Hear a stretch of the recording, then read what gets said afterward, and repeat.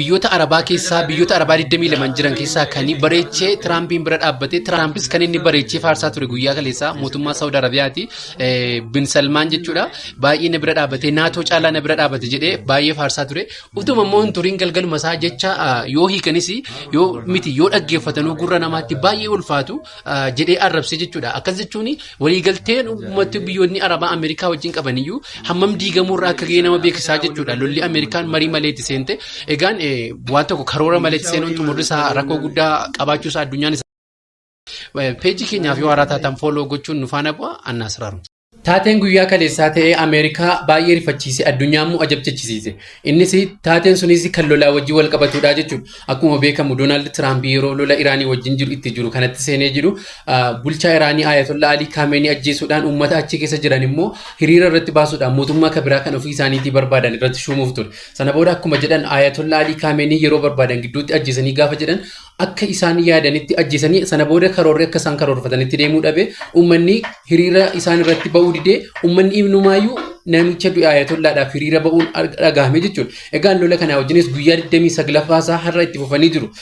Guyyaa kana 38ffaa irratti wanti Ameerikaa keessatti ta'ee uummanni Ameerikaa hundumtuu Doonaald Tiraamp irratti hiriira ba'e. Hiriirri kunis Doonaald Tiraamp aangoo nuuf agadhiisu seera keenya cabseera seera mootummaa Ameerikaa cabseera waan ta'eef aangoo nuu qabachuun qabu yaada jedhuun biyyi guutuun hiriira ba'aa ture jechuudha. Sababni isaan seera hiriira kana ba'aniifis waa sadii sababa godhataniiti. Inni sadan sana keessaa tokkoffaan lola itti jiru kana fedha keenya yookaan maree keenya galee jedhaniiti. Inni lammaffaan isaa erga inni itti galee gatiin gaazaa addunyaarraa baay'ee dabale waan ta'eef lola kana itti seenuu isaatu addunyaa irratti keessattuu Ameerikaa irratti gatii gaaziin akka dabalu godhe waan ta'eef aangoo gannuu dhiisuu qabaadha. Inni sadaffaan egaan waa'ee immigireeshiniitti wajjin wal ilaallateeti. Akkuma beekamu Doonaald Tiraamp Israa'eel wajjin erga lola kanatti galee waraana miiloo yookaan waraana lafaan deeman naannoo 5,000tti lakkaa'aman gara Iraanitti ergaa jiraachuun isaa beekamee jira. Waraanni kunis ulaa Hormuz bansiisuudhaaf yoo xiqqaate naannoo ji'a lamaatti fudhata jedhama achi ga'utti.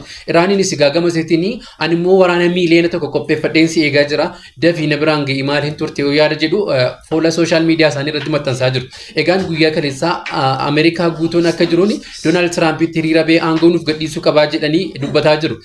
Suuraan ashaangulliitii isin asirratti argaa jirtan kuni footoo Doonaald Tiraamp kan uummanni Ameerikaa lola baha giddu galeessaa sababeeffachuudhaan baatee akkasitiin kaasee deemaa jirudha jechuudha. Akkuma viidiyoo darbee keessatti dubbanne lolli baha giddu galeessaa Ameerikaa fi Iraaniin gidduutti jalqabe kuni uummanni Ameerikaa lola kana waan mormanii fi Tiraampiin tokkoffaa maree keenya malee itti galee jedhaniiti lammaffaan immoo erga lolli kun jalqabe baay'ee qaala'insi jireenyaa waan nu qunnameef Tiraampiin bakka nu bu'u mootummaa Ameerikaa ta'uu hin danda'u yaada jedhuuni fakkii isaa akka kanatti footessuudhaan baatanii deemaa jiru jechuudha. Egaan lolli baha giddu galeessaa sadarkaa hammaataa irra ga'uudhaan mootummaa Iraaniitti kuffinaan lafaa kaa'ame sadarkaa mootummaa Ameerikaa kufuurra gahamee jira jechuudha. Boolla namaa qottan gadi hin fageessinaa jechuun loluma baha giddu galeessaa kana wajjin wal fakkaata jechuudha. Lolli baha giddu galeessaa kun immoo maaliif jalqabe yaada jedhuun viidiyoo sattaanuu wal agarra.